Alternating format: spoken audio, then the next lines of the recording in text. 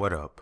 This is Swayze and things are really going crazy in my city. First, YouTube suspended Swayze TV. Like, why would they do that? Second, Funkmaster Flex out here getting liposuction and showing us the procedure on the internet. Like, what's really good with Duke? I don't want to go into my Instagram and see Funkmaster Flex get a tummy tuck. He bogged out. And now you telling me that Casanova, along with other members of the Gorilla Stone Bloods, are facing 16 counts, which include committing various racketeering, murder, narcotics, firearms, and fraud offenses?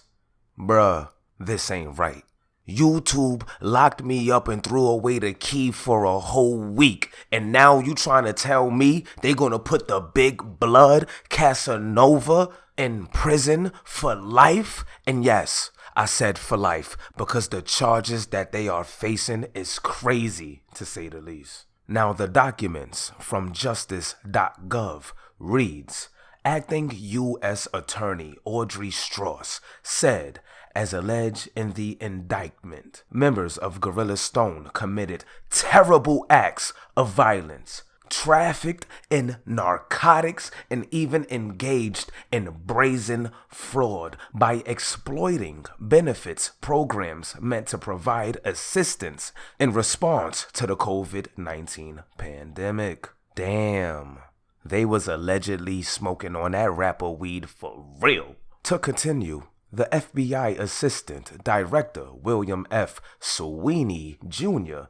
said the violence and drug activity committed by these gang members threatened the safety of our communities and placed innocent lives at risk. Their unabashed criminal behavior, as alleged, included the murder of a 15-year-old. Now, that 15-year-old that they're talking about, name was Jelani Jones, and one alleged gang member, Brandon Soto, was charged with taking a life of the minor in the indictment. Now, according to this article by PoughkeepsieJournal.com, it states Jelani Jones was shot in the head at the corner of Main and Clinton Street shortly after 6 p.m. on September 21st. And according to the reports, Soto, also known as Stacks, drove with a co-conspirator to Poughkeepsie that day and aided and abetted in the assault and murder of a minor at that time and place. Now, Jones was the youngest of 11 children,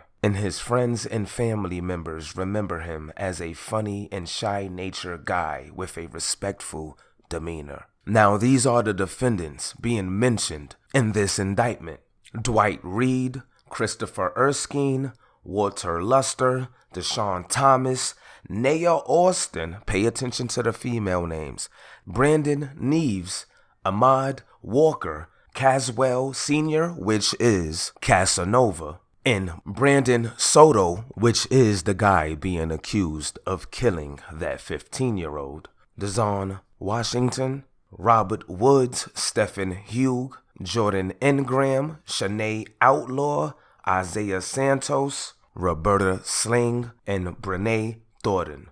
Now, all of them are facing life in prison except for Shanae Outlaw, whom is facing a maximum term of 20 years in prison. Now, all these guys have been charged with conspiracy to commit racketeering. However, things get deeper. For example, Brandon Soto is facing life in prison behind the death of that 15-year-old boy. Stephen Hugh is facing 10 years in prison for attempt murder and attempt assault with a dangerous weapon in aid of racketeering. He is also facing life in prison with a mandatory minimum of 10 years in prison to run consecutively to any other sentence, and that's for possession and discharge of a firearm in furtherance of a crime of violence. Now, Naya Austin, Dazon Washington, and Jordan Ingram is facing 20 years in prison for assault with a dangerous weapon in aid of racketeering. They are also facing life in prison and a mandatory minimum of 7 years in prison to run consecutively to any other sentence imposed for possession and brandishing of a firearm in furtherance of a crime of violence. Now, Brene Thornton, and remember what I said, pay attention to these female names, is facing 10 years in prison for attempted murder and attempted assault with a dangerous weapon in aid of racketeering. These chicks is gangster. She's also facing life in prison, mandatory minimum of 10 years in prison to run consecutively to any other sentence imposed. And that's for possession and discharge of a firearm in furtherance of a crime of violence. Furtherance is the word of the day. Also, Robert Woods, he's facing 30 years in prison, and that's for maiming and assault in aid of racketeering. Nia Austin, she's popping back up. She's facing 40 years in prison, mandatory minimum of 5 years in prison for possession with intent to distribute crack cocaine. Yes, crack, like real crack. And also, Christopher Erskine, Jordan Ingram, and Brandon Soto are facing 40 years in prison for possession with intent to distribute crack cocaine. Now, everyone that I mentioned, including someone named Jamal Trent, are facing life in prison with a mandatory minimum of 10 years in prison for conspiracy to distribute controlled substances. And that includes Casanova. And last but not least, Isaiah Santos is facing life in prison with a mandatory minimum of 7 years in prison to run consecutively to any other sentence imposed. And that's for possession and brandishing of a firearm in furtherance of a drug trafficking crime. Also, Nia Austin is facing 20 years in prison, and Shayna Outlaw is facing a mandatory minimum of 2 years in prison for aggravated identity theft. Now, I'm not gonna lie, it looks like out of everybody, Shayna Outlaw kinda got off with a slap on the wrist compared to what everybody else is facing. Now, that could be because this is her first time getting into some trouble like this, and she probably has no priors. However, oh no, this ain't looking too good for Caswell Sr., aka Casanova the Big Blood. And if you ask me, I believe some people are gonna start telling. It's inevitable. Look at the football numbers they're trying to give these people. Are you crazy? Can you imagine a mandatory minimum of 10 years in prison? Nigga, it's been like a week and a... Hold on, let me look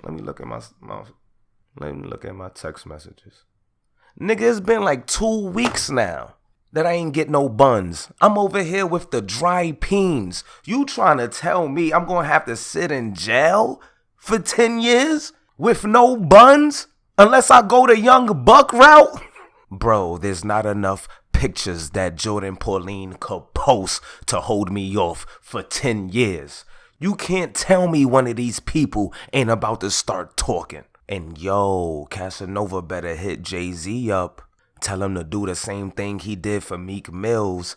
Make this out to be some type of injustice against black rappers from Brooklyn. And turn Casanova into Nelson Mandela like y'all did for Meek Mills. Now the question is this.